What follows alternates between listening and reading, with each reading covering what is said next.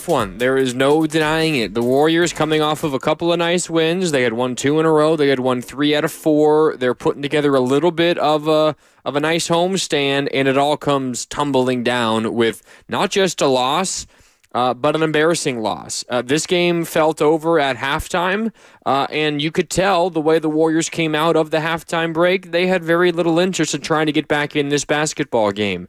It was an ugly second half. It was ugly effort-wise. It was ugly desire-wise. It was ugly energy-wise. It was ugly decision-making-wise. It was ugly across the board, and the Warriors deserved to lose. Frankly, they probably deserved to lose by more than 30. 129-99 was the final. The Warriors have a 51-point loss on their resume this season. For me, though, this is their worst loss of the year, and I don't think it's that close. You lost in Memphis to one of the best teams in the Western Conference on the road when they are essentially at full strength. Tonight at home, coming off of a couple of wins, you lose to a Kings team who just fired their head coach, who's without their star point guard, De'Aaron Fox, and you lose by 30 at home. No other way around it. This was an embarrassing loss for the Warriors, and we're going to break it down here on Warriors Wrap-Up. 95-7 the game. I'm Mark Randy. Thanks so much for tuning in. The Comcast Business text line is already chiming in. You can join the conversation by shooting a text to that Comcast Business text line or by giving me a call. The number for both, 888-957-9570. Again, that's 888-957-9570. It's Mark Randy with you as we pick up the pieces after this 30-point Warriors loss to the Kings. The 916 already chiming in on the Comcast Business text line. I would imagine this comes from a Kings fan. Am I dreaming? The 916 asks. Were Warrior fans chanting, light the beam? Yes, they were. Yes, they were. Kings fans, actually not Warrior fans, sorry, but fans inside of Chase Center. There were a lot of King fans here. They were chanting light the beam, and there were not a lot of Warrior fans around late in the fourth quarter to counteract it. Chase Center was empty with about 5 minutes left in the fourth quarter. I think Kings fans outnumbered Warrior fans from that point on, and understandably so. The Warriors put together one of their worst, if not their worst performance of the season tonight. And maybe you could argue that the 51-point loss against Memphis, the rough one in Cleveland earlier this year, those were worse performances. It doesn't really matter. Bottom line, this was a bad one. But if we were to take the day as a whole for the Warriors, probably the worst day of the season for the Warriors, because it began by getting the news from Jonathan Kuminga's MRI that he's going to be out for at least 3 weeks. He'll be reevaluated in 3 more weeks. His MRI revealed that it was a significant lateral strain of his right ankle. He's going to miss, again, at the very least, the next 3 weeks. But he might be missing closer to a month or maybe more than a month. Again, a reevaluation in 3 weeks for Jonathan Kuminga, not expected to return in 3 weeks. And as we begin to look forward and kind of plot out this Warriors season and run through it by checkmark by checkmark, the Warriors might not see Jonathan Kuminga on the court in a regular season basketball game again until after the trade deadline. The trade deadline is February 6th. It is January 5th, so we're essentially a month away from the trade deadline. Jonathan Kuminga will be reevaluated in 3 weeks. There is absolutely a very real possibility that Jonathan Kuminga does not play again until post-trade deadline.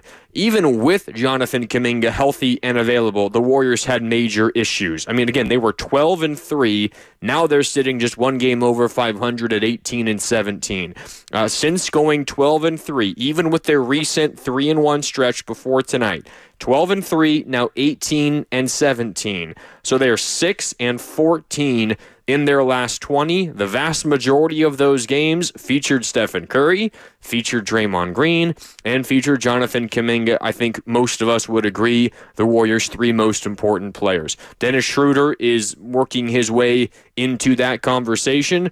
He, of course, recently acquired, but ever since he's been acquired, he's been available every single game as well. So the Warriors are going to have to do some soul searching to figure out what they want this season to be, or what they want to give themselves a chance to see what this season could be.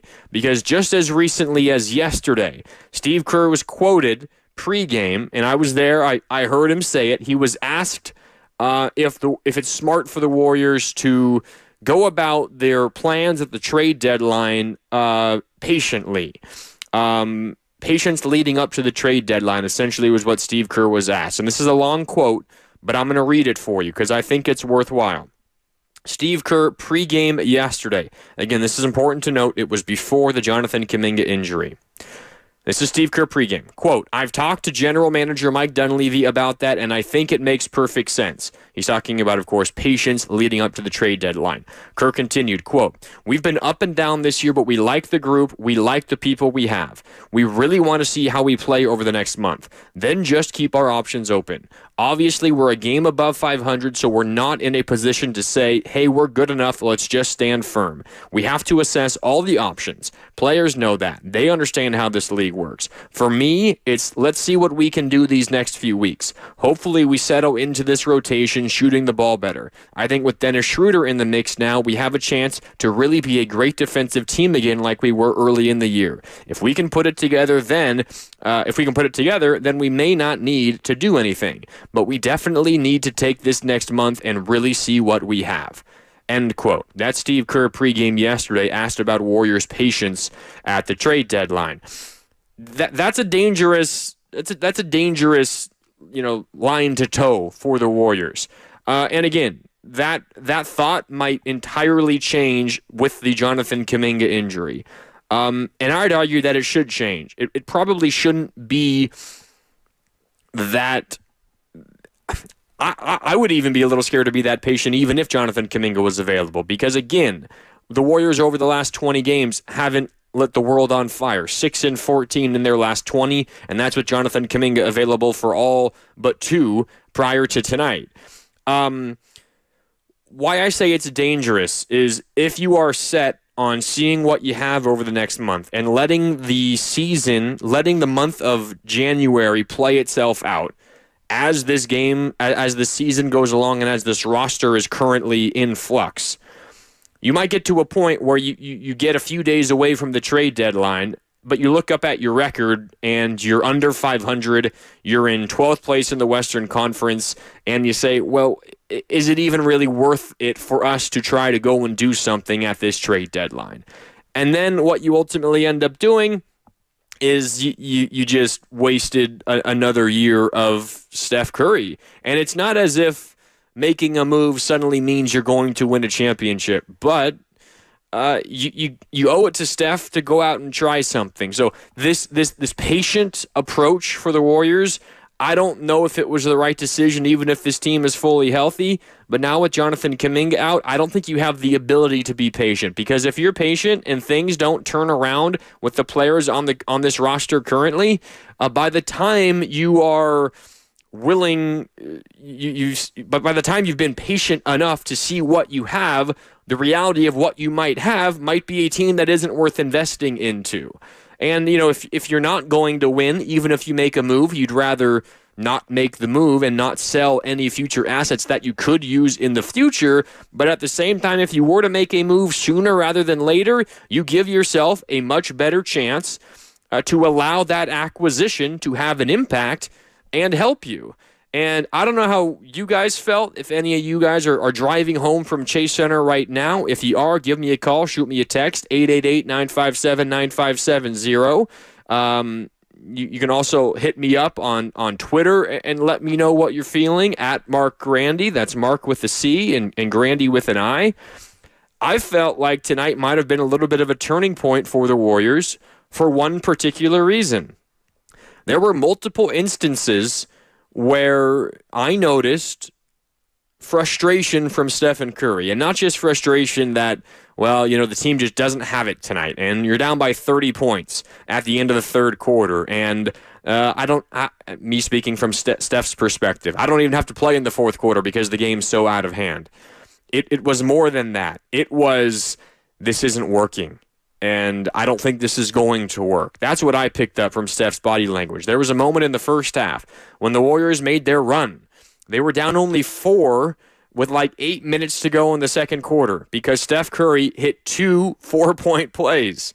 And after the first 4-point play, which kind of jump-started the Warriors in the second quarter to get a run going, because they were down by 18, as many as 18 in the first quarter, got back to within 4, and it was, again, started by Steph Curry with a couple of 4-point plays, After his first 4-point play, which is on the right wing, he gets knocked down, and he hits the shot, of course, but instead of like his normal celebration where he's on his backside and maybe he does a shimmy while he's lying down, or he gets up quickly and he does the count him up 1, 2, 3, 4, there was none of that. It looked like it was a pissed off Steph after he just made a 3 and he got fouled. And maybe some of it was he kind of got decked by Sabonis on top of the key on a 3-point attempt earlier. There was no call. It was clearly a foul, one the officials missed. I don't know how they missed that one. Maybe that's where Steph's frustration came from. But to me, the way I read it, and you can let me know if I'm way out of line here, shoot me a text, give me a call, 888-957-9570. Appreciate the 925 chiming in. Yeah, you're right. Such a disappointing loss, 925. For me, when Steph Curry hit that 4-point play, got knocked down on his backside, not celebrating, instead he looked up at his teammates and almost like a growl on his face. And it wasn't like a growl like, I'm the best, I'm Steph, I'm an MVP, I'm one of the best players of all time. It was like, do I seriously got to do this by myself? That's how I interpreted it. Is anyone going to come along for the ride with me? Am I the only one that's up for this game? Do I have to score 50 just to keep us in this basketball game? And Steph was really good tonight. He was efficient as hell. 26 points for Steph Curry, 8 for 12 from the field, 4 for 8 from downtown, had 7 rebounds. Interestingly, no assists. I think he felt like he had to do the scoring tonight. He got a little bit of help from Andrew Wiggins. I thought Wiggins was one of the other few aggressive players on offense. He was 7 for 13 from the field with 18 points. For everybody else, for the most part, it was not a great effort for Golden State. But that wasn't the only moment where I noticed that frustration from Steph. There was one moment, I believe it was in the third quarter, once things really got out of hand, because at halftime, the Warriors were down. I have the exact number here for you. The Warriors were down by 24 at half, so it wasn't good there. They got down 30 after 3. But there was a moment where the Warriors got a turnover, a steal, and it looked like they were going to get out and run, and Steph Curry was breaking out. And he would have had a fast break bucket if the Warriors could get him the ball. But they then turned the ball over back as they're trying to break away in transition. They turn it over at around half court. Steph with his head turned as he runs down the court, sees it, and instead of quickly changing directions and running back the other way, and it's not like it was a cherry-picked layup for the Kings. Like there was a defensive possession happening. Steph, instead of immediately sprinting back, kind of just honestly, he kind of lollygagged it. He kept kind of jogging back towards the Warriors' offensive end as the Kings are full-on going the other way, setting up their offensive possession. Warriors were defending 4-on-5 because Steph didn't get back. And I'm not blaming Steph. The frustration is entirely valid, but you don't see that often. I feel like that's the frustration for Steph that is coming out, and then we can see it on the court. And again, it's not just tonight wasn't our night. This is we're 6-14 in our last 20. And I know I'm speaking again from Steph's perspective. I haven't had my best stretch of basketball at times in that stretch, but I'm certainly playing better than 6-14 level of basketball. I need help. It's what it feels like from Steph Curry. It got to the point where the Warriors defending with 4 against 5 Kings, they had to give up a foul because they were going to give up a bucket if they didn't. There was another moment in the fourth quarter when Steph Curry is on the bench, did not play a single second in the fourth quarter because they were down by 30 beginning the fourth. And Steph Curry is on the bench, a towel over his head, a couple of teammates going up to him to try to talk to him, and he is not even turning his head to look at him. And I don't know. Maybe I'm reading too much into it, but it feels like there is a deep, deep frustration that Steph Curry is feeling. And I'm not saying he's making a beeline right to Mike Dunleavy's office after the game, or he's talking to Joe Lacob or Steve Kerr, or maybe he's calling them all on a conference call and he's saying, like, get me some help. But this feels like a night that kind of pushes that narrative back into focus a little bit. Steph Curry looked as frustrated as I've ever seen him on the basketball court. It was not pretty, and it was not pretty. I mean, it was a rough Warriors loss, 129-99. And if I'm the Warriors and I'm trying to figure out how to move forward from this, it was just a one game, just one loss, no doubt. But this was an embarrassing one, a 30-point loss. And in fact, Steve Kerr was asked post-game about this loss, essentially asked if this loss is more alarming than other losses. And Steve Kerr said, quote, "A loss is a loss. It's not alarming any more than any other loss. This is the NBA these days."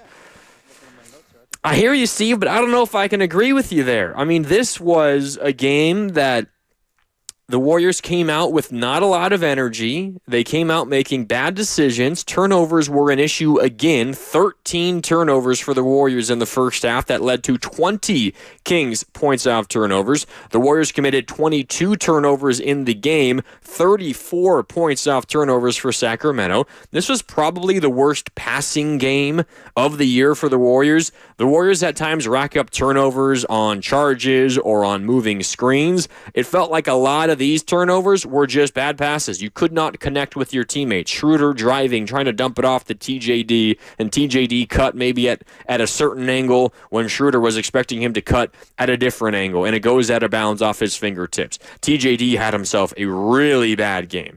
TJD versus Sabonis is not a good matchup for TJD and the Warriors. In fact, TJD against the Kings, almost every single time these two teams play, TJD gets run off the floor. Sabonis dominates TJD. The Kings' system for bigs dominates TJD. It's why we saw some Kevon Looney minutes in the first half and then more Kevon Looney minutes in the second half. The 925 chiming in again here on the Comcast Business text line. Was happy to see Kevon Looney playing, even though he did make his share of mistakes. I'm with you, 925. And Looney immediately came in, got on the offensive glass, 2 quick offensive rebounds, a putback, and 1. Now, he wasn't great the rest of the game either. Sabonis got almost everything that he wanted. Sabonis was really good in this game with 22 points. He had 13 rebounds and 7 assists. Sabonis is only 10 for 13 from the field. And one thing that stood out to me in this one was the Kings, not like terrible, they're not the tallest or the longest team, but you compare it to what the Warriors were trotting out there. They're long, and they pair it with quickness and athleticism. And the Warriors, especially down Jonathan Kuminga, they just don't have the horses to run with this Kings team. I mean, Malik Monk's quickness and athleticism might have single-handedly won the Kings this basketball game. Malik Monk, 26 points, 9 for 14 from the field. He had a career-high tying 12 assists. And how about this? In 29 minutes for Malik Monk, he outscored the Warriors while he was on the floor. The Kings outscored the Warriors by 41 points in Malik Monk's 29 minutes tonight. There is just a gigantic athleticism and quickness mismatch that the Kings have the advantage over the Warriors when these two teams match up. And without Jonathan Kuminga, it becomes even more apparent. Even more apparent. And what's scary when you think about the future of Warriors versus Kings is that the Kings didn't even have maybe the fastest player in the NBA out there tonight, De'Aaron Fox. De'Aaron Fox always gives the Warriors troubles. Think back to that 2022 or 2023 series when De'Aaron Fox and the Kings took the Warriors to 7 games. I mean, it felt like Fox never missed a shot that whole series. He was amazing in that series, not having nearly as good of a year this year. We know that. Some drama between him and Mike Brown, and ultimately Mike Brown gets fired. Like, whatever, that story is not relevant to what happened tonight. But this is a Kings team, maybe down their quickest and one of their most athletic players, and they still were running laps around the Warriors tonight. If this isn't a signal to Warriors decision makers that this roster isn't versatile enough, that this roster isn't athletic enough, that this roster isn't quick enough, And I don't know what else you need. I mean, this isn't even one of the best teams in the Western Conference. And it's not even one of the best teams in the Western Conference at full strength. Like, this was an embarrassing performance for the Warriors. And just imagine what it would have looked like if De'Aaron Fox was out there. You lose by 30, 129 to 99, and you just simply were not good enough in any single factor, in any single characteristic of this game. You were bad across the board. 888-957-9570. We will hear from Steve Kerr coming up in a little bit on Warriors Wrap-Up on 95.7 The Game. Let's go back out to the Comcast Business text line. Again, 888-957-9570. The 650 agrees with what I'm talking about with Steph Curry and his frustration that seemingly felt, I mean, again, to me, it felt a little more than just, we don't have it tonight, this sucks, I really wanted to win this game. This feels like more like a general roster frustration, general season frustration for Steph Curry. The 650 says, agree, Steph seemed especially frustrated tonight. Not enough dogs on this team and very few athletic players. Give me more Moody. 650, you make an interesting point about Moses Moody. Moody played 26 minutes tonight. I think he played the entire fourth quarter because the Warriors played an entire quarter of garbage time. Let me double check that for you. Yeah, Moody played the entire fourth quarter. He had 7 points in the fourth quarter alone. He finished the game with 13 points in 26 minutes. So 6 points in the first three quarters, 7 points in the fourth quarter, 5 of 10 from the field, 3 for 6 from downtown. Moody doesn't necessarily scream quickness and athleticism to me, but whenever he's out there, he's fighting hard. He gives the best effort every single time he's out there. Maybe part of it is because he doesn't really know when his next opportunity is going to be. It might make it a little easier to give your best effort whenever you are out there. One thing I will say about Moses Moody, and appreciate you chiming in, 650, his three-point stroke's looking pretty good. And for a team that is just begging for consistent shooters, if Moses Moody is hitting his threes at the rate that he has for the last, 5 games, some of it has been in garbage time, no doubt, but, a good three-point stroke is a good three-point stroke, and if he's doing that consistently going forward, he is probably going to see a more consistent role because the Warriors desperately need shooting. It was interesting that Buddy Hield couldn't even get garbage time minutes tonight. I felt like that was a perfect time to trot out Buddy Hield and try to get his shot working because after he was efficient last night, 1 for 5 from deep, 3 for 7 from the field, 7 points. The Warriors were outscored by 25 points in his 18 and a half minutes tonight. The Warriors, they're older than the majority of teams out there, which is not a surprise when your two most important players are Steph and Draymond. That's going to be the case. They're slower, they're less athletic, and they're just getting run out the gym by younger, quicker, more athletic teams like the Sacramento Kings. The 415 chimes in on the Comcast Business text line. I love this team, but I have to say this roster isn't good enough. Not enough length, athleticism, or scoring. Kuminga is missed, but we need more than that. And that's a really good point, 415. I think the Warriors might be willing to readjust their thought process after the Kuminga injury. Maybe they adjust it in a way that a number of Warrior fans don't agree with. But again, I'll point you to what Steve Kerr said pregame yesterday. Again, before the Kuminga injury, he essentially said it's a good idea for the Warriors to practice patience when it comes to potential moves before the February 6th trade deadline because they want to figure out, the Warriors do, what they have with this given roster. Essentially, he's saying, let's let this next month play out. And by the time we get close to the trade deadline, we have a better sense of, 1, who we are, 2, if we have a legitimate chance to do something this year, and 3, what our strengths and weaknesses are. So we better know what is needed in order to help this team achieve what their goals are. Again, that was pre-Kuminga injury. I don't think that's the right way to go about this, even if Kuminga is fully healthy. But I think there's a reality where the Warriors see that the Kuminga injury and how it impacts them, desperately realize they need wing athleticism and speed, and you go out and you make an acquisition to bring someone in here. I've said it time and time and time again. I am in love with the basketball player Cam Johnson. I think he would fit seamlessly with this Warriors team. I was so excited to see him, the prospect of seeing him play along with Jonathan Kuminga, but it doesn't matter who you throw him out there with, he would be an awesome acquisition. So many others are talking about Nikola Vucevic for a floor spacing big. He could play the 5 and he could give you some shooting. Interesting how that acquisition would impact a matchup like this. TJD is just getting run off the court every time he plays Sabonis and the Kings. Obviously, the big rumor of late has been Jimmy Butler, who has requested a trade from the Miami Heat. The Heat have suspended him for 7 games. The Heat are in town on Tuesday. Jimmy Butler will not be playing in that basketball game. According to reports, though, the Heat have been very adamant in wanting Jonathan Kuminga in return for in return for Jimmy Butler. It will take a lot more than Jonathan Kuminga to do that. It might take Wiggins and Kuminga to make the money work, plus other pieces. So I'm not so sure how realistic a Jimmy Butler move is. But there are other people out there that can help this Warriors team. And if the danger again here is the Warriors, they practice patience. You get close to when the trade deadline is. You feel like, all right, now it's time to make a move, or at least make a decision if we're going to make a move or not.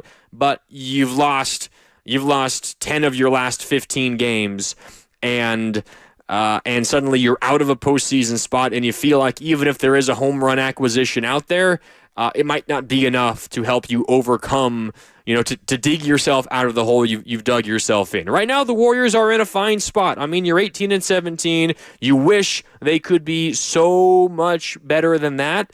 But you look at the Western Conference, it is incredibly jumbled up. Even after the Warriors lost tonight, 2 through 10. The 2 seed in the West through the 10 seed in the West, separated by 5.5 games. The Warriors are only 2 games out of the 5 seed, 2 games out of the 5 seed, 2.5 games out of the 4 seed. I don't say this as to say I think the Warriors can stay as is and leapfrog those teams and get out of the play-in and be a top 6 seed. What I'm saying is you have plenty of time to where if you make a move and improve this team right now, you have so much time to get back in the top 6, get back in the top 5, get back in the top 4. You have plenty of time to get it done. I don't think patience is the way to go for the Warriors.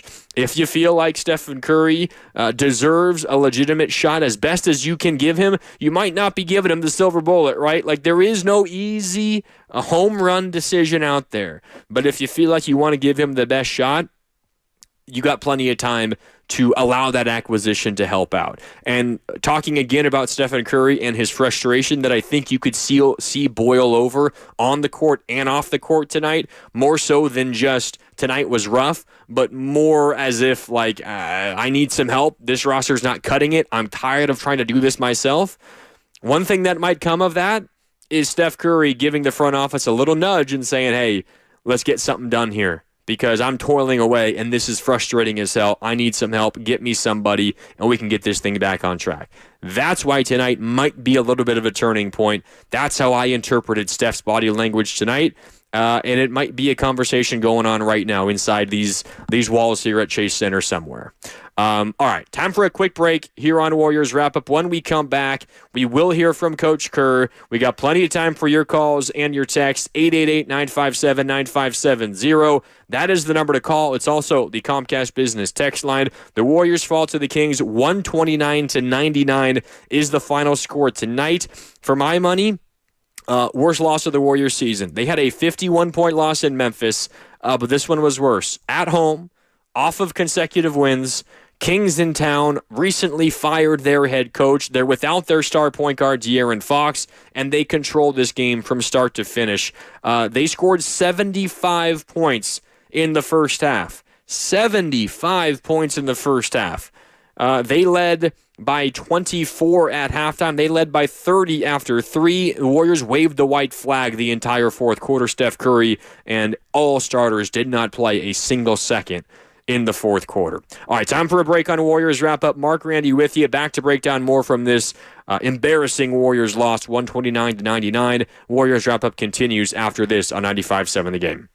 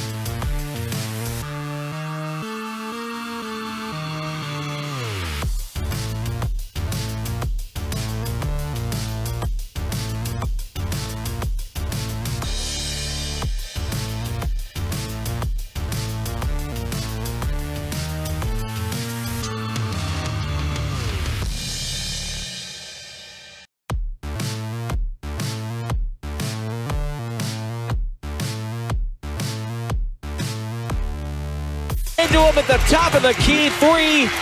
And Steph looking for his second 4-point play of the half.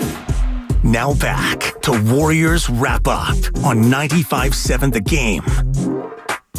Yeah, and he would finish the 4-point play, his second, not only of the half, but of the quarter. And that was a big reason why the Warriors got back within 4 in that second quarter. And welcome back. It's Warriors Wrap Up here on 95.7 The Game. Mark Randy with you live from Chase Center after the Warriors, frankly, embarrassed at home by the Kings, 129-99. But Steph did his best in that second quarter.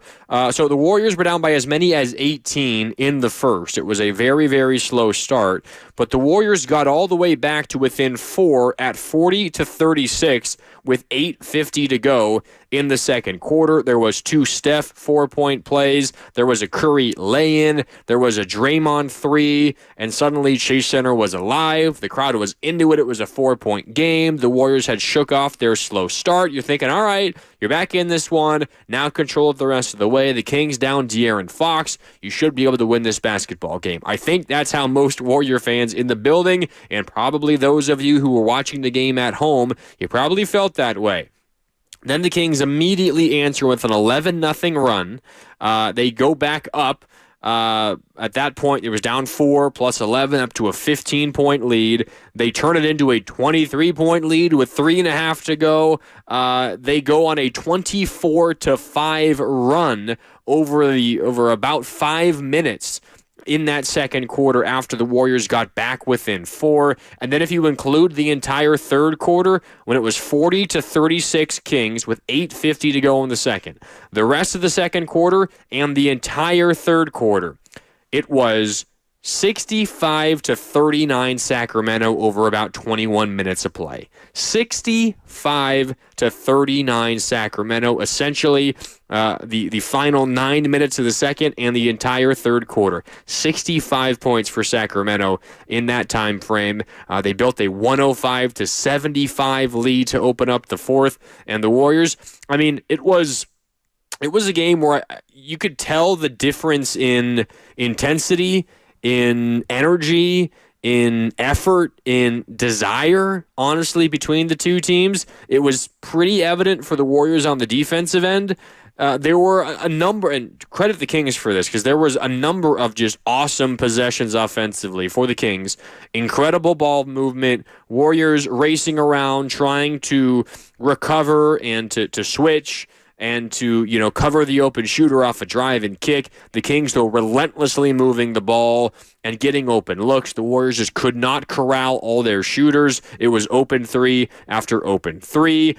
The Warriors offensively, though, it was strange. There was a lot of standing around. The Warriors just, they used their patented split action time and time again early. It was getting them some open looks. And then like the middle part of the middle part of the first quarter and into the second quarter, there was just a lot of standing around. And even when, the Warriors were moving offensively, there was a Schroeder drive, but his pass off the hands of TJD, or he couldn't find Steph Curry or Draymond or Buddy Hield at midcourt, turned the ball over. Actually, I think it went on Draymond Green. Here's another moment as I reset everything and welcome into Warriors Wrap Up. Mark Randy with you here on 95.7 The Game. I talked so much earlier about the frustration that was evident just via Steph Curry's body language, and not frustration just about this game, but about this season and about the direction of this team right now. 6-14 in their last 20 after a 12-3 beginning. There was frustration elsewhere as well, and there was one moment, I believe it was in the first quarter. If it wasn't in the first quarter, it was relatively early in the second, where the Warriors got a defensive stop. I believe Draymond Green got the defensive rebound, and he threw an outlet pass to Buddy Hield near half court.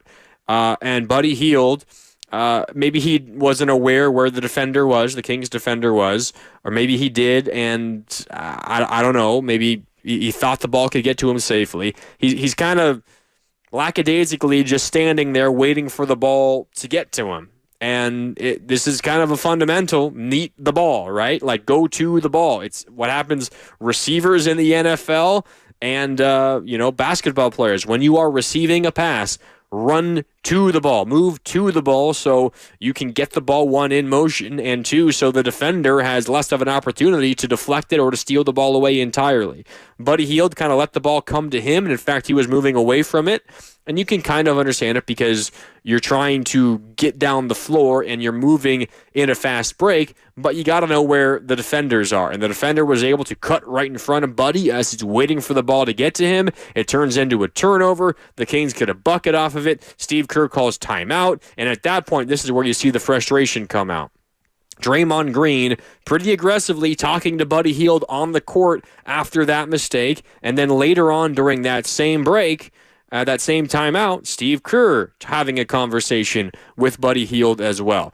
And there's been a number of conversations the Warriors have had, I'm sure off the court, away from cameras, but on the court of late as well. Remember, there was the moment when microphones and cameras caught Buddy Hield. I believe it was last weekend, that Saturday game against Kevin Durant and the Suns, which the Warriors won down the stretch. Where Draymond Green essentially said, what, wake the F up or sit the F down to Buddy Hield? Like, this is not a new thing. The conversations the Warriors are having with Buddy Hield in the public eye for everybody to see. That's just one instance. And I don't mean to single out Buddy Hield. He was by no means one of the only Warrior players that did not show up tonight. A number of Warriors players did not show up tonight. But it's just another example of the frustration that tonight created for the Warriors. Steph Curry was frustrated. Draymond Green was frustrated. Steve Kerr got a technical in this game. And honestly, honest to God, I don't mean this as a pat myself on the back moment.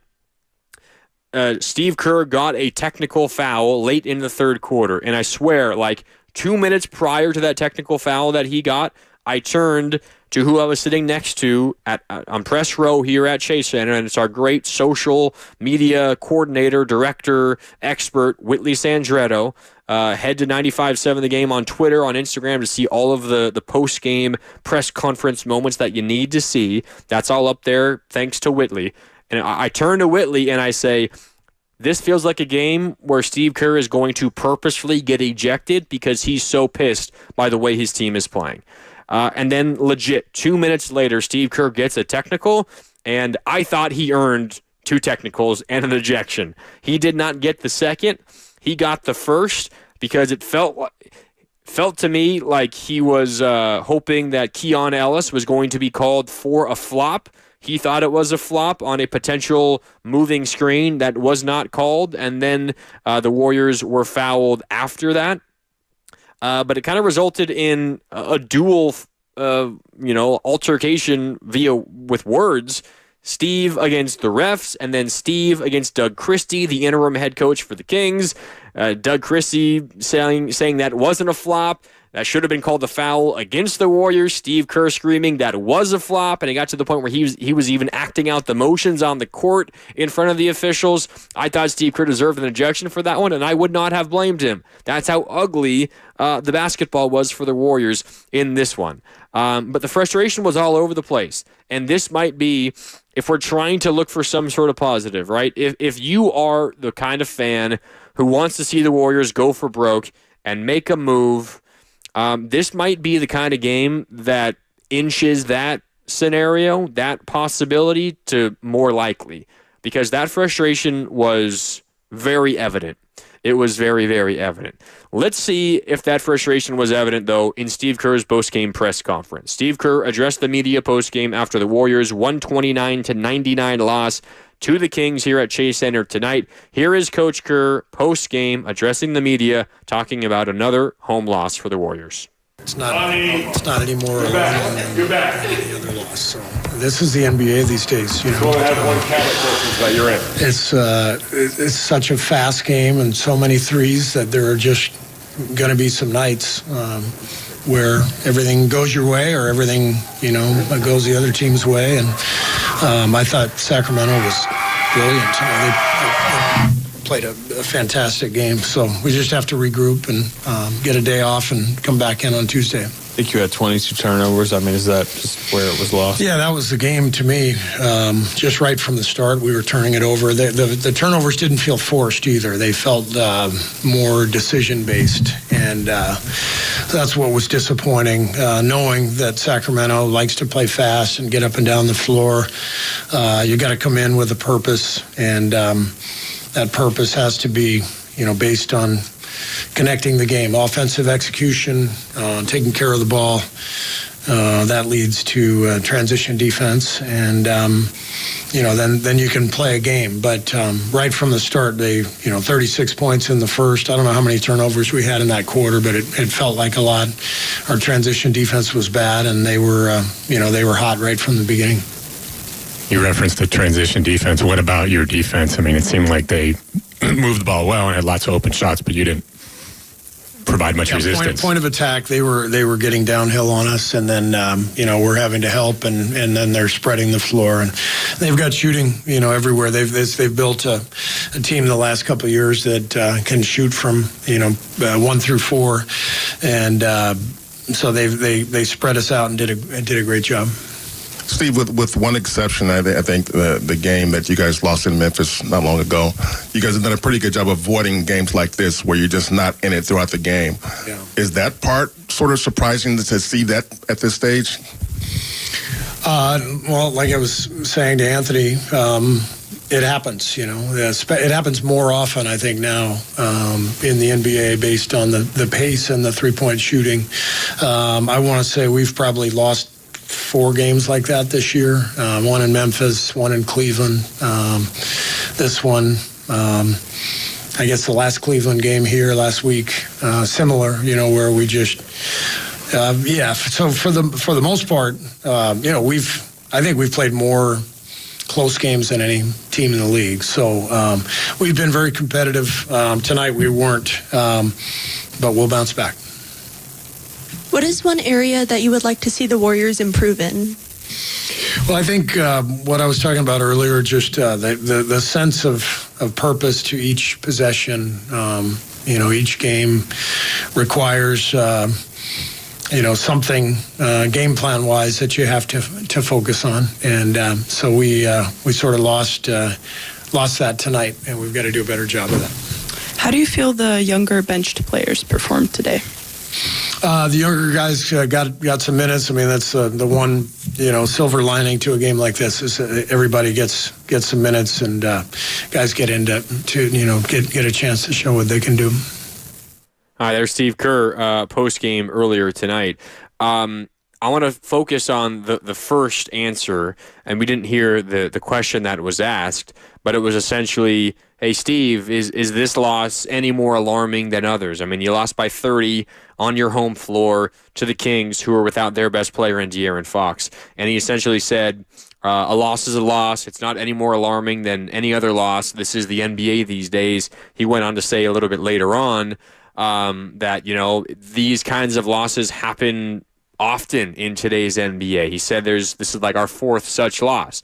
You had the 2 against Cleveland, 1 on the road, which certainly fits in that description. The one last week, last Monday now, 6 days ago against Cleveland, kind of fits. It was a somewhat competitive game in the first half, kind of got out of hand in the second.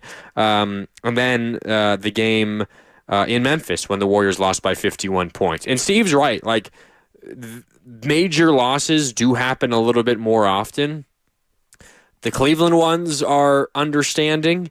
The Memphis one, as bad as that was, like, that's a really good team that was essentially fully healthy, and you just were not making any shots. Like, the Warriors were making some shots tonight. Like, Steph Curry scored 26 points on 12 shots tonight.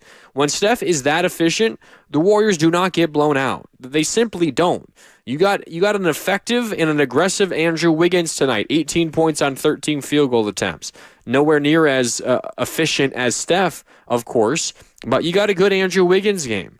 And you lose by 30 still to a team in the Kings who just fired their head coach and are without their star point guard and De'Aaron Fox. You're at home. You're feeling a little bit better about yourselves on the court because you've won 2 in a row and 3 of 4. You get the bad news about Jonathan Kuminga, but you come out and you look like that. That, to me, is more alarming than Steve Kerr is letting on. And honestly, my guess is Steve Kerr is coming out and putting on a brave face in front of the public eye and saying, a loss is a loss. It's not alarming any than any other loss. This is the NBA these days, as Steve Kerr said. But I would guarantee you the message in the locker room was a little bit different than that. Maybe more than a little bit different than that. I mean, that was an ugly display of basketball. Steve Kerr did talk about it a little bit, the 22 turnovers. There's been times where you tip your cap to the defense and they're all over everybody and they're making good plays and there's no passing lanes and they're pressuring the ball and they're making life hell for the Warriors offense. No disrespect to the Kings, but that's not what tonight was. Tonight was the Warriors making bad decisions, not being on the same page, a lack of rhythm and consistency and chemistry between Warriors players on offense. You could not connect with each other if you were handing the ball off. Schroeder drive, and he tries to wrap it around the defender to TJ Due, who's standing right underneath the basket, and for whatever reason, they can't connect. Like, this was an ugly game for the Warriors, and there's been a lot of reason to be concerned by Warriors basketball lately. Tonight is a major one. So I'll just say this. Good answer for Steve publicly, but I don't believe that that's how he actually feels. I don't believe you, Steve. I really don't. This was an alarming loss for the Warriors. Now, the reality is, and maybe this is what Steve is getting at, the reality is, this is just one loss, and you can bounce back, and you can beat the Heat on Tuesday, and you can wrap up a 4-2 homestand, which, as I've said countless times now, a 4-2 homestand in this 6-game homestand, a 4-2 homestand in this 6-game homestand is good enough. Like, that's what the target should be. You had a chance to get greedy, win this game, beat the Jimmy Butler-less Heat coming up on Tuesday and be 5-1 and feel really good about yourself. You have an opportunity to go 4-2 on this homestand, go out on the road at 19-17, and try to take care of business away from Chase Center. So one loss is just one loss. But in terms of a loss that signals major issues and problems, this one does that for me. This was an alarming loss for the Warriors. There's no doubt about it. And I think Steve Kerr does feel that way. He's just not going to admit it publicly in front of microphones and cameras. An interesting text coming in on the Comcast Business text line, and you can join the conversation, 888-957-9570. The 510 says, it seems to me we need to see what Quentin Post can bring to the team. Even if he starts slow, I think he needs to get some run so he can get a feel for the game. 510, let me answer or let me continue this conversation in a couple of ways. First of all, I don't think Quentin Post is the answer to any of the Warriors' problems right now. I think a Quentin Post, a player of a similar profile to Quentin Post can help this team, but he's a two-way rookie who has barely played a single second in the NBA. He has, and he scored his first bucket. He's playing good right now in the G League, no denying that. In fact, last night in Iowa, Santa Cruz Warriors against the Iowa Wolves, Quentin Post had 29 points. He made a couple of threes. He had 15 rebounds. He did turn the ball over 7 times, but Quentin Post had himself a nice game yesterday in the G League. So to the 510, appreciate the text. I'm not sure, the Warriors in the middle of a season where they're trying to gain ground in the West and trying to make a postseason spot, I would be shocked if we saw meaningful Quentin Post minutes.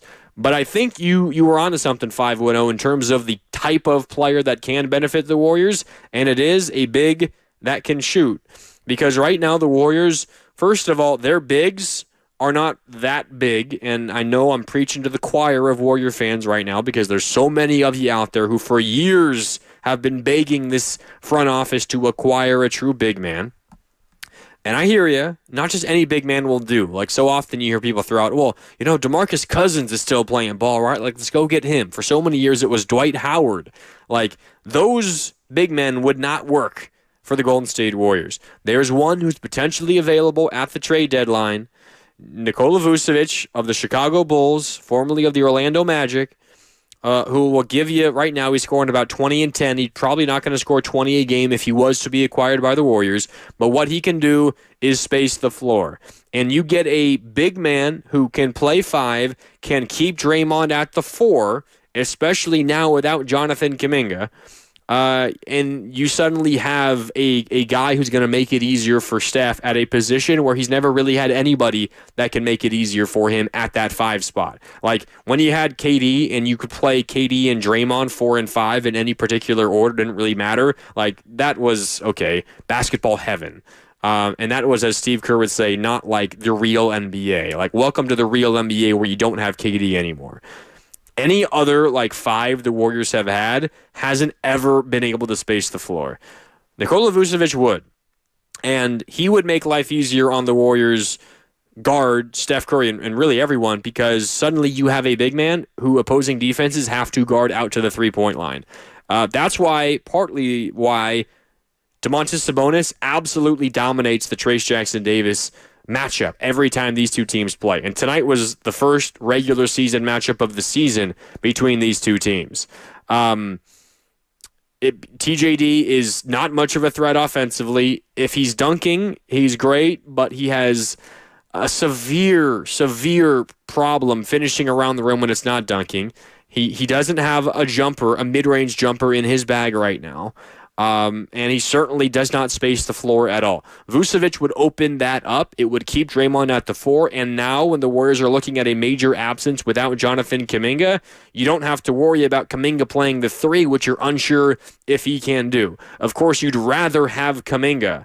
But without Kuminga available, there is a direct, easy way to get Vucevic major minutes on this team, because it just keeps Draymond at the 4. You play Wiggins at the 3, Schroeder at the 2, Curry at the 1, and that's an easy 5 that is complementary, that works, and I think it would help the Warriors offensively. Would they be worse defensively? Yeah, probably, no doubt, and they've been bad at times defensively this year. Still, they're a top half of the league offense, and for the majority of the year, they've been a top half of the league defense, and for the majority of the year, they've been a top 10 defense.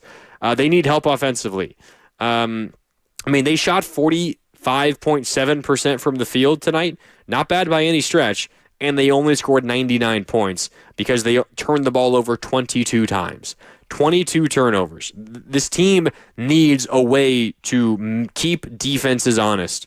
And right now, defenses are just keying in on the few shooters the Warriors have on the roster, and it's not helping them out at all. 888-957-9570. Let's go out to the phone lines here on Warriors Wrap-Up. Mark Randy with you. Up next is Kevin, who's in Lafayette. What's up, Kevin? You're on Warriors Wrap-Up on 95.7 The Game. How you doing?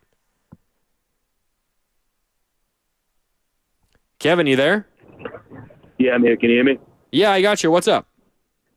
I got to be honest, man. You're like, the Warriors are doing bad. I don't know what's going on with this team, but they're just not talking to each other. I saw, what's the big guy's name? Looney. They get that guy. You know what I'm talking about? Yeah.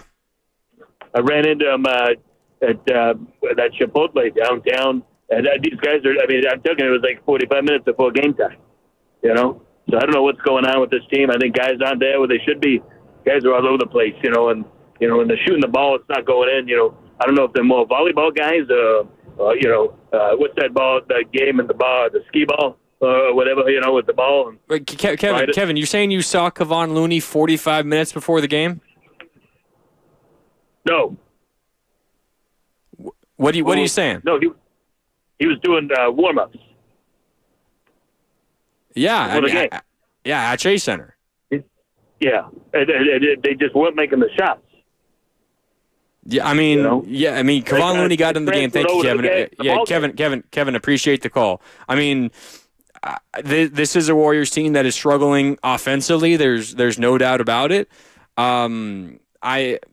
There's not an easy solution. Kevon Looney honestly deserves kudos and credit for always being ready. And the second that he came into this game tonight, he got on the offensive glass. a couple of times. One of them was an and one putback. He was good for some moments here and there. Not that he turned the game around. In fact, no one did. But this is a Warriors team that is offensively challenged right now. And I'll just say it this way.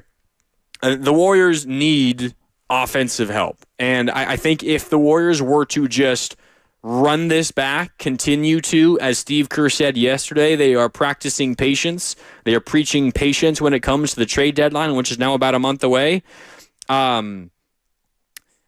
I think we're going to continue to see not necessarily nights like this where they lose by 30 and the effort was bad and it just kind of felt like there wasn't a ton of interest in the Warriors to try to fight back in this game in the second half. But you're going to see some losses continue to stack up, and they need offensive help. Again, on a night where Steph was wildly efficient shooting the basketball, 26 points on 12 shot attempts. 8 for 12 from the field and 4 for 8 from downtown. He also had 7 rebounds. On a night like that, and you got an aggressive Andrew Wiggins, you lose by 30 points at home to a team down their star player. Like, you need more. You simply need more. And if the Warriors are going to be patient and not be willing to make a move for another month, you might get to a point where a month comes around, you've lost 10 of your next 15 games, you're out of postseason spot. You feel like you got a major, you've got to go on a major streak just to get back into postseason contention. At that point, you might feel like, well, what's the point in making a move? It's unlikely going to help us get to the playoffs. So if you are dead set on trying to improve this roster and trying to give Steph and Draymond and company the best chance possible to get something done this year, I think you got to make a move sooner rather than later. Like, you wait too long, it might be too late. It might be too late. In fact, I've been seeing some comments on the Comcast Business text line, 888-957-9570. The Warriors are, a month away from the comment from, Mike Dunleavy taking the podium after the trade deadline and saying, well, we realized where we were. We're 5 games under 500, and we felt like a move just wasn't enough to help us get to where we want to go. So we didn't want to take that swing. Like that is very, very possible. Something that could happen. The Warriors might be at a point where if they are patient and they're not willing to make a move this week, next week, 3 weeks from now, you might get to a point where once the trade deadline gets here, they feel like, well, what's the point of even making a move? This team has dug themselves a pretty big hole anyway. You got to try to help the team before the hole gets even bigger. It's what they did with Dennis Schroeder, and you applaud them for that. But it's not enough, especially now with Jonathan Kuminga out. So the Warriors do have to, in my opinion, they got to start thinking about making a move now to help this team. Let's continue here on the Comcast Business text line, 888-957-9570. The 408 asks, do you think at this point it could be more realistic the Warriors deal some guys like Buddy and Anderson? He's talking about Buddy Hield and Kyle Anderson for bags of chips at the deadline if this slide continues. I don't know if you're asking 408 if the Warriors would sell at the deadline instead of buying. I will say, in order to buy and to get somebody in here, the Warriors they'll be forced to trade away current rotation pieces because they have to match money. The Warriors are up against an apron that they can't exceed because of they use their mid-level exception this past offseason on DeAnthony Melton.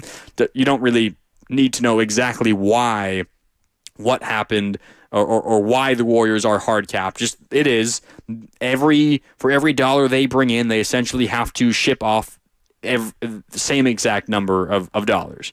So it makes a trade difficult because if you're acquiring, say, a $20 million player like Nikola Vucevic is, you have to ship off $20 million worth of contracts, worth of players as well. And a couple of guys that are worth a decent amount and that help you build up to that number could be Kyle Anderson and could be Buddy Hield. I would not be surprised if we see both, maybe, of those guys moved at the deadline in a deal, because at a certain point, there's only so many contracts you have to choose from that are worth really any meaningful amount that help you get up to $20 million, for example, which is the Vucevic number, $22 million, which is the Cam Johnson number, the guard / wing from the Brooklyn Nets, who I think would be a dream fit for this Warrior team. So, to answer your question, 408, I think that could happen. Now, if you're talking about a full-on sale, like we think of this in baseball trade deadline terms, should the Warriors buy or sell? Should they send away prospects to get a legitimate, bat in here? Or should they send away their middle-of-the-order guys to beef up the farm system? If that's what you're asking, one, a sell for the Warriors, it might include their, eighth man like Buddy Hield. But a sell would mean trading Draymond and trading Steph, and that's not happening. You don't need to worry about that. But I don't know. It's rough. It's rough for the Warriors right now. They're not going to sell in that sense, but there's a very, very good chance that you see the Warriors move off of someone like a Buddy Hield or a Kyle Anderson. A Moses Moody could be someone that is attractive in a trade as well for another team, and with his contract extension making a little bit more money than he was, which means including him in a potential deal gets you closer to the number that you're going for. The 757 on the Comcast Business text line chimes in as well. The front office will blame this on JK being hurt. They have an excuse now. They have an excuse not to make a move now. They'd say we need to wait till we're healthy to fully evaluate. And that's a fair point, 757 as well. I would argue that we've seen the Warriors fully healthy as well, and I think you'd probably agree, and I'm not sure that's good enough either. The reality is, though, you're not going to have the opportunity because Kuminga's likely not going to play until after the trade deadline in the first place, because he's going to be reevaluated in 3 weeks from now. The trade deadline is almost exactly a month away, and I would not expect Kuminga to return like even a few days after the reevaluation. Generally, like we can use what happened with Gary Payton II as a perfect example. GP2 was reevaluated yesterday, and the result was he's now been cleared for individual on-court workouts. He'll be reevaluated again next week. So the first reevaluation for GP2, which was after like a week and a half absence, was we'll see you again next week. So when 3 weeks come around and we have the reevaluation for Kuminga, it very well might be he's making progress. Individual on-court stuff now for JK, but we'll see in another week. And then you're looking at a 4-week absence, a 4.5-week absence, right? Like, this isn't going to just be 3 weeks off and then we're ready to go. There is a very real chance that Kuminga does not play until after the trade deadline. And the Warriors, maybe they're just simply not comfortable, as our texter, again, the 757 is pointing out. They're not comfortable making a move until they see Kuminga with Schroeder, with Steph, with Draymond, and with TJD or Looney or whatever the combination is. But they're going to have to make that decision, I think likely before they get to see that. They're going to have to make that decision at the trade deadline before they get to see that unit in major action together, because it's just the unfortunate timing of the Jonathan Kuminga injury. So the Warriors lose tonight. Again, the score, Kings 129, Warriors 99. Appreciate all the interaction tonight on the Comcast Business text line. You can get in and join the conversation if you want as well at 888-957-9570. Let's get to our Crashing the Boards segment, as always, which is brought to you by Chilton Auto Body, the Bay Area leader in collision repair. Warriors on the glass tonight, not nearly as good as they normally are. They were out-rebounded by the Kings, 35 for the Warriors, 43 for the Kings. I'm tempted to give it to Steph Curry, who led the Warriors with 7 boards in this basketball game. But when you got somebody on the other team who crashed the glass as well as Domantas Sabonis did, did, I think he deserves the crashing the glass honor tonight, which again is brought to you by Chilton Auto Body. Domantas Sabonis, 13 rebounds tonight to lead all players. Again, the Warriors leader was Steph Curry with 7. Sabonis, 13 boards to go with 22 points and 7 assists. He has been dominating the Warriors in these matchups of late. This was the first time these two teams played this year. Last time these two teams matched up in the play-in game in Sacramento, when very similar to this game, the Warriors got ran off the court. So last two matchups between Warriors and Kings, it has gone heavily in the favor of the Kings, and the games haven't been particularly close. Domantas Sabonis was very good in this game, 10 for 13 from the field, but impressive on the glass with those 13 boards to lead all players in this one. That is Crashing the Boards, brought to you by Chilton Auto Body, the Bay Area leader in collision repair. All right, Warriors lose this one again, 129-99. The Dubs now 18-17. This snaps a mini 2-game winning streak. They're now 3-2 on their 6-game home stand through 5 games. They've got the Miami Heat in town on Tuesday. Tip-off is at 7, which means pregame coverage begins at 6. Right here on 95.7 The Game. The Heat, notably, will be without Jimmy Butler. Jimmy Butler suspended by the Miami Heat for 7 games for conduct detrimental to the team. This came on Friday after Jimmy Butler, late on Thursday, essentially said, I have lost my joy on the court. I will not be able to get it back in Miami. Therefore, I am requesting a trade. So Jimmy Butler on the trading block, but he's also been suspended. And the Miami Heat, in addition to suspending him, have said that they are listening to any and all trade offers for their star Jimmy Butler, who is 35 years old, but has a couple of semi-recent finals appearances under his belt as really the main guy leading the way for the Miami Heat. Intriguing.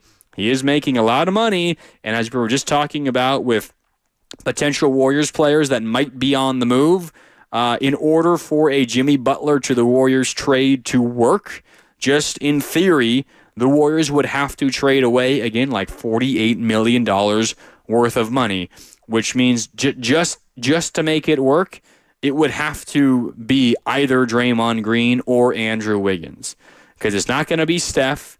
And other than those three, Curry, Wiggins, and Draymond, there's no one other than those three making enough money to be the real centerpiece of a trade like that. I don't think Draymond's going anywhere. Of course, Steph isn't going anywhere. Definitely not in a trade for Jimmy Butler. So it seems like it would have to be Andrew Wiggins. And at that point, you have to ask yourself, well, are you even comfortable giving up Andrew Wiggins for Jimmy Butler? Is that enough to make you better enough to make the deal work? The other half of it, of course, is the Miami Heat. They seem pretty insistent that if they were to trade Jimmy Butler to the Warriors, they would want Jonathan Kuminga as the base of a package in return. The problem with that is Kuminga is only making $7 million on the last year of his rookie deal, which means that's barely even a drop in the $48 million bucket that is Jimmy Butler's contract. And again, you have to match salaries to make a trade work. So I find it hard to believe that a Jimmy Butler to the Warriors trade is going to happen, but he's on the trading block, and you never know. It seems like of late the Suns have been the team that have been engaged most with the Miami Heat, but of course we will see how that all plays out. Anyway, Warriors Heat coming up Tuesday at 7. Pre-game coverage begins at 6. Here on 95.7 The Game. Warriors fall 129-99. A couple of other scores from around the association. The Rockets knocked off the Lakers in Houston, 119-115. Fred VanVleet, a big steal down the stretch to help seal the win for Houston. One of the best games of the regular season in terms of matchup. The Thunder knocked off the Celtics 105-92. In OKC. OKC's now won 15 consecutive games. They're 30-5 on the year. They're only a game behind the Cavs, who lead the Eastern Conference right now. The Cavs won today as well, beating the Hornets 115-105. Pelicans got their 7th win of the season, a battle between two of the worst records in the league. Pelicans knock off the Wizards 110-98. And then the last game, the only other game, is the Jazz got their 9th win of the year with a 13-point win, 105-92 over the Magic in Orlando today. All right, that'll do it for Warriors Wrap-Up tonight here on 95.7 The Game. Thanks so much for tuning in. The Dubs fall to the Kings. They get run off their floor here at Chase Center, 129-99. For Cam Williams behind the glass, for all of you guys for tuning in, for all the interaction on the Comcast Business text line, appreciate it as always. My name is Mark Randy signing off. Happy Sunday. We'll talk again tomorrow right here on 95.7 The Game.